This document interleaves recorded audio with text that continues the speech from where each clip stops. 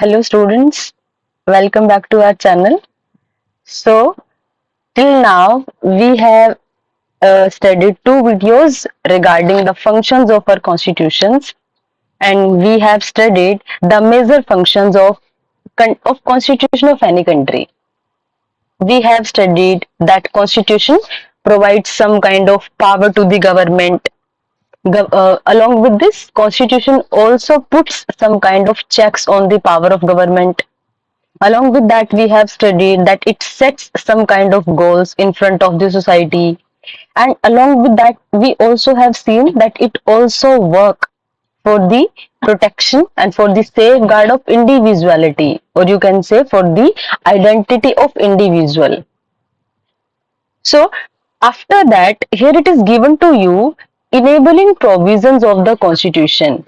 As we see that the constitution is giving the powers and authority to the government. But along with this, it is not only giving the powers and authority, but along with those powers, constitution is also giving some kind of responsibilities to the government as well, so that a good society can be created, right? So let us take example of South Africa. In that, what has happened, you all know, and we have studied in last class also, that there was a racial based discrimination on the behalf of the skin color of the people. There was the discrimination. So when the constitution of South Africa framed, it gave a lot of responsibility to the government of South Africa, and the responsibilities were in the form of that they will have to protect the rights of the people, they will have to ensure some basic facilities to the people. Got it? So it means what we have got, that government is not giving powers to the constitution is not giving powers to the government, it is also putting some kind of checks over it. But along with those checks, constitution is also giving some kind of responsibility to the government. One example is of Indonesia also, that government is enjoined to establish and conduct national education system, so that there can be a unite educational system in whole of the country, that the so that poor children can also be involved in the major section of the society. So यहाँ in example से आपको क्या समझ आता है कि जो country का कॉन्स्टिट्यूशन है उसने गवर्नमेंट को पावर्स सिर्फ नहीं दी, उसने गवर्नमेंट की पावर्स को चेक नहीं किया, कंट्रोल नहीं किया, बट अलोंग विद दैट वो जो कॉन्स्टिट्यूशन है उसने गवर्नमेंट को कुछ रिस्पॉन्सिबिलिटीज भी दी हुई हैं।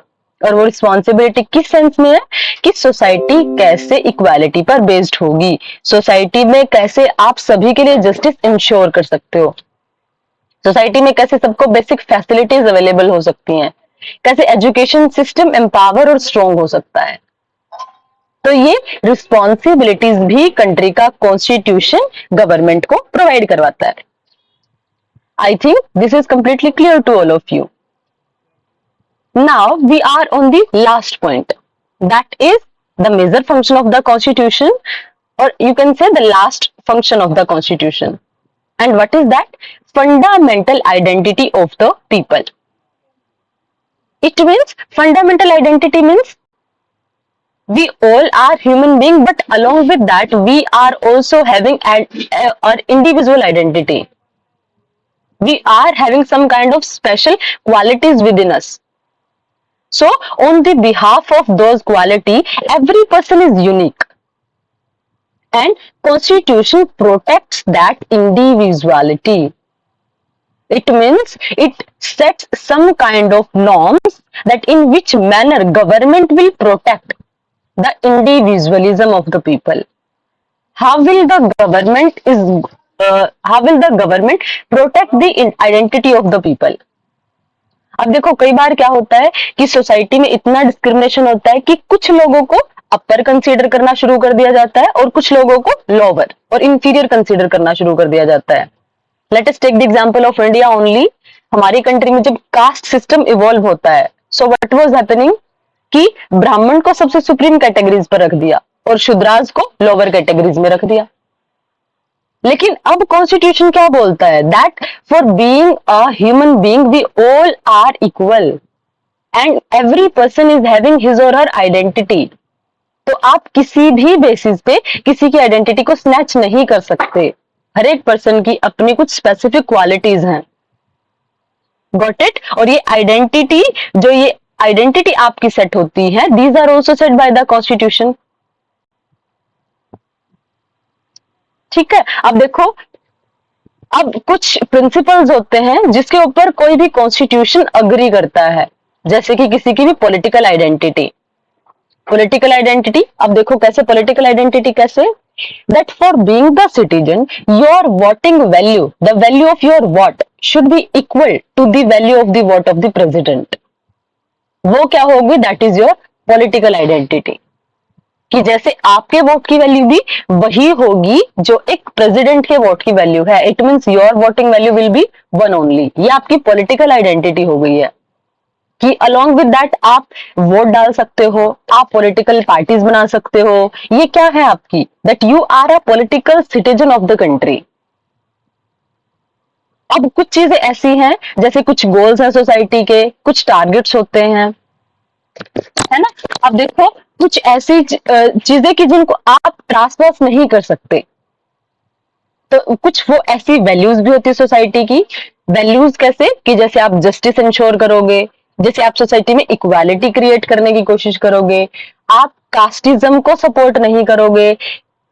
ठीक है, ये क्या हो जाएंगी, मोरल आइडेंटिटीज हो जाएंगी। और अगर इनके ऊपर कोई कंस्ट्रेंट लगाता है, इनके ऊपर अगर कोई मान लिया कोई आपकी आइडेंटिटीज को स्नैच करने की कोशिश कर रहा है, तो कॉन्स्टिट्यूशन क्या करेगा, constitution will provide you the security for protecting your identity.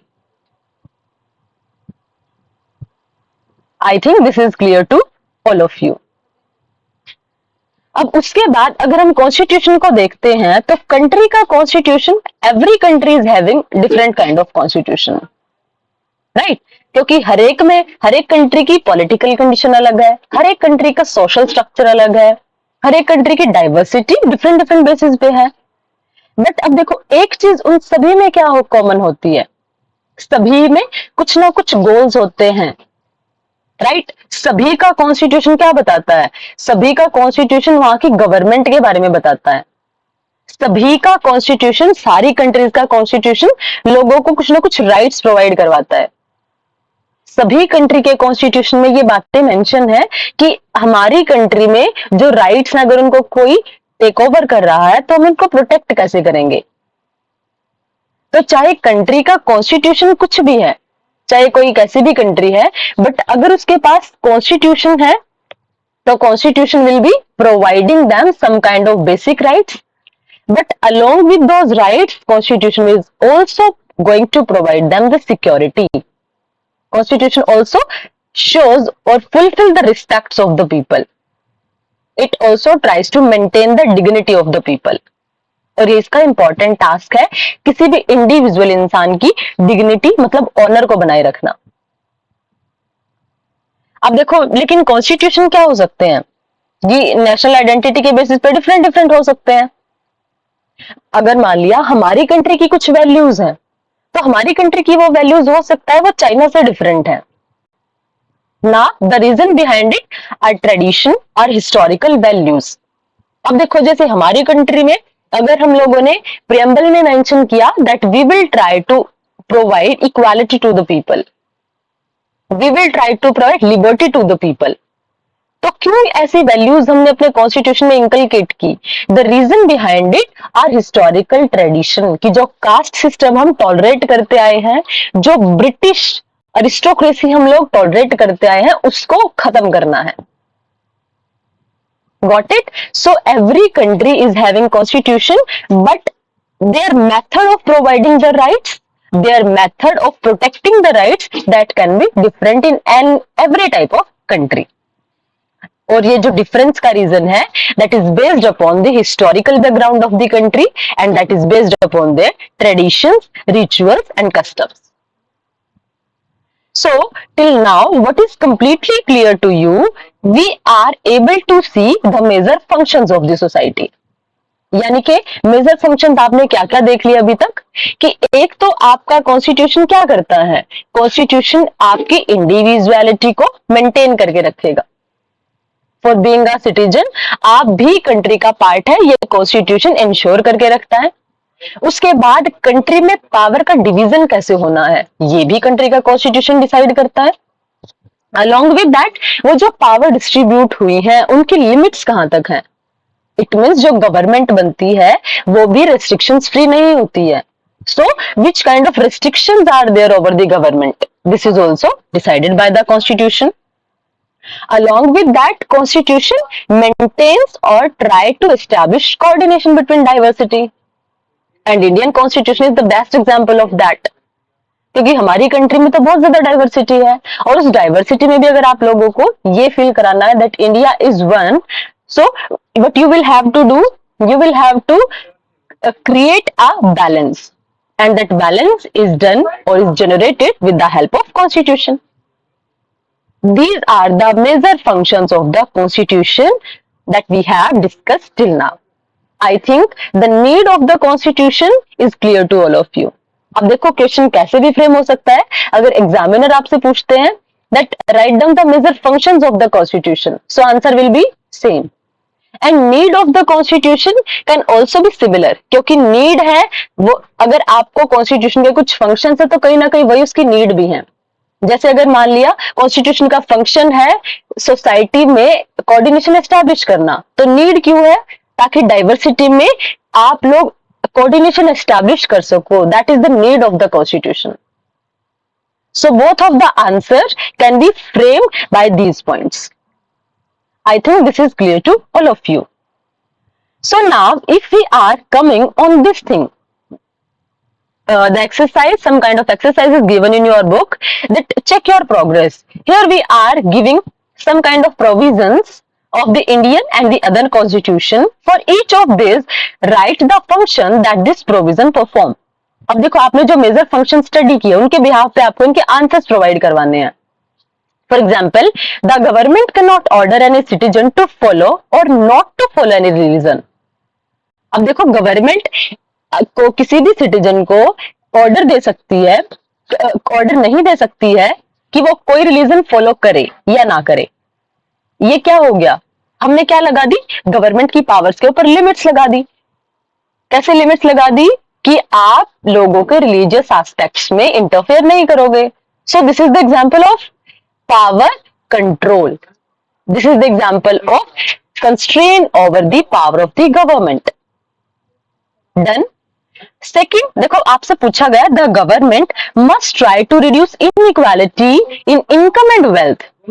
अब देखो इनकम और वेल्थ के बेसिस पे अगर आप इनइक्वालिटी को रिड्यूस करना चाहते हो, ये क्या है आपके सामने, this is providing you goal, this is providing the goal in front of the society as well as in front of government, कि आपको ऐसी सोसाइटी एस्टैब्लिश करनी है जिसमें सिटीजन्स के रिगार्डिंग, सिटीजन की आप इनइक्वालिटी के रिगार्डिंग वर्क करोगे, और आप जो जितनी भी डिफरेंसेस हैं, इनइक्वालिटीज हैं, उनको रिड्यूस करने की कोशिश करोगे। After that, so it means in second what you will have to mention the goals of the nation. In third, the president has the power to appoint the prime minister. अब देखो power, it is clearly visible from the sentence only कि ये क्या show कर रहा है आपको, कि पावर्स क्या है, अथॉरिटीज क्या क्या है। तो ये कौन सा फंक्शन है कॉन्स्टिट्यूशन का, that it provides power, it authorized और it gives the powers to the representatives और टू द गवर्नमेंट। तो ये क्या शो कर रहा है कि गवर्नमेंट की पावर्स क्या क्या है। नाउ अब the constitution is the supreme law that everybody has to obey. ये क्या शो करता है, ये शो करता है कि हमारा जो कॉन्स्टिट्यूशन है वो सुप्रीम लॉ है, यानी डिसीजन किसके बिहाफ पे लिए जाएंगे, आपके डिसीजन लिए जाएंगे on the basis of law only, on the basis of constitution only. तो ये क्या दिखा रहा है कि डिसीजन लेने की सुप्रीम अथॉरिटी किसके पास है, that is with the constitution only. यानी हमारी कंट्री में अगर कोई लॉ बनता है और अगर वो कॉन्स्टिट्यूशन के अकॉर्डिंग नहीं है तो it will be declared invalid. तो ये क्या शो कर रहा है कि सुप्रीम अथॉरिटी है किसकी, that is of constitution. So it is showing us the decision making power. उसके बाद Indian citizen is not limited to people of any race, caste और रिलीजन, यानी आप किसी को बाउंडेड नहीं कर सकते हो किसी रेस के लिए या फिर on the basis of their caste religion, आप उनके साथ डिस्क्रिमिनेशन नहीं कर सकते। ये क्या है? This is showing fundamental identity, along with that it is also trying to make coordination in the society. यानी अगर जो इंडियन सिटीजनशिप है वो लिमिटेड नहीं है किसी पर्टिकुलर कास्ट तक, किसी पर्टिकुलर रेस तक, किसी पर्टिकुलर रिलीजन तक। मतलब हम यहाँ क्या प्रोवाइड करवा रहे हैं? We are providing importance to every individual. तो जो आप लोगों ने लास्ट कंसेप्ट पढ़ा था, fundamental identity of the people, it is involve in that. I think this is also clear to you and you all are able to answer these questions. So till now we are able to get the major functions of the constitution. Now come on the authority of the constitution, कि जो constitution है उसको authority कैसे मिलती है? अभी अभी आप लोगों ने पढ़ा that constitution is the supreme law of the country. Then who is the person which is the authority that is providing these kind of powers to the constitution कि ये कंट्री का सबसे सुप्रीम लॉ है? Authority मैंने आप लोगों को बताई थी, पावर प्लस लेजिटिमेसी, यानी आपके पास पावर है बट लोग आपकी पावर को एक्सेप्ट भी करते हैं। Got it? तो वही रीड करने वाले हैं कि जो कॉन्स्टिट्यूशन है उसको अथॉरिटी मिलती कहां से है, आखिर जो कॉन्स्टिट्यूशन फंक्शन परफॉर्म करता है वो फंक्शंस होते कैसे हैं। तो इससे पहले आपके सामने 3 क्वेश्चंस हैं। सबसे पहले, what is constitution? How effective is a constitution and is a constitution just? यानी कि कॉन्स्टिट्यूशन होता क्या है, कॉन्स्टिट्यूशन इफेक्टिव कितना होता है कोई किसी भी कंट्री का constitution, and is a constitution just? Just मतलब रैशनल, जो बेस्ड होता है जस्टिस के आइडियाज पर। तो क्या कॉन्स्टिट्यूशन जस्ट होता है? सो सबसे फर्स्ट आप लोगों ने अभी तक क्या पढ़ा? In the first class only we have discussed कि कॉन्स्टिट्यूशन क्या होता है। Basically it's a legal document according to which the function और system of a country is going to be govern, that is constitution, right? तो basically constitution क्या है? It's a compact document that comprises a number of articles about the state, specifying how the state is to be constituted and what norms it should follow. यानी आपके constitution क्या होता है? ये कुछ नॉर्म्स हैं जो आपको क्या बताते हैं कि आपकी कंट्री में कैसे रूल्स चलेंगे, कैसे आपकी कंट्री कॉन्स्टिट्यूट होगी और कौन से नॉर्म्स हैं जो आपको फॉलो करने हैं, राइट? अब देखो, अब for example Indian constitution we are taking, तो हमारा कॉन्स्टिट्यूशन कैसा है? हमारा कॉन्स्टिट्यूशन कैसा है? अब हमारा constitution that is written constitution और एक कॉन्स्टिट्यूशन है, बट देखो आपको मेंशन है, but some countries like the United Kingdom for instance do not have one single document that can be called the constitution, rather they have a series of document and decision that taken collectively are referred to the constitution. मतलब हमारी country में क्या है? One legal document is there, लेकिन वहां पे क्या है? Some different different kind of documents and they collectively are known the constitution. तो यहां से आपको क्या पता चला? We can say that constitution is the document और set of documents. It can be single document also and it can be set of documents that seek to perform the functions that we mentioned above.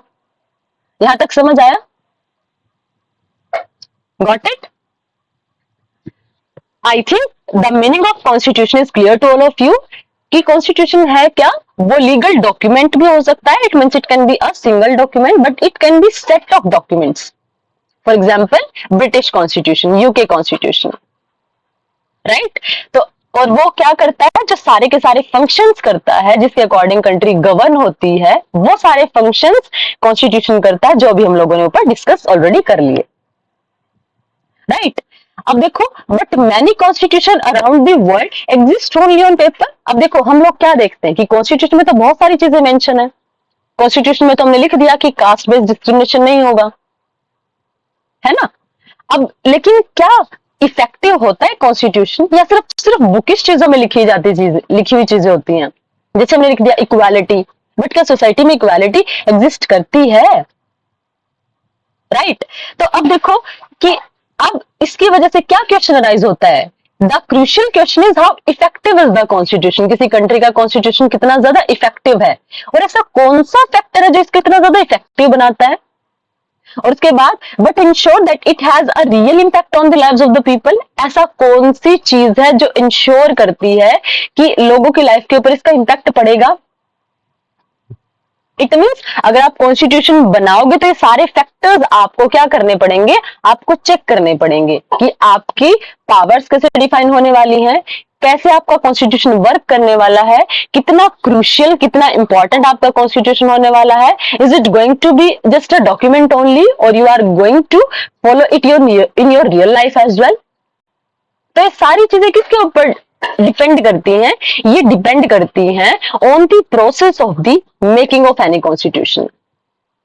कि country का constitution किन circumstances में बना है, कैसे बना है, और किन सर्कमस्टेंसेस ने उसको जनरेट करने में हेल्प की है। So till now we are able to study, we are able to find the major functions of the constitution. After that we have studied what is constitution और constitution कितना effective है, how effective is the constitution. Till now we have studied, but here in the last is the question कि country का जो constitution कितना effective हो सकता है, it is depending on the making process of the constitution. So in next part we will study the same thing कि जो constitution बनने की प्रोसेस है, कॉन्स्टिट्यूशन यूज में आता है, वो कैसे आता है। I hope till now everything is clear to all of you, and next part we will be reading in next video. Till then keep studying, stay connected. Thank you, thanks a lot.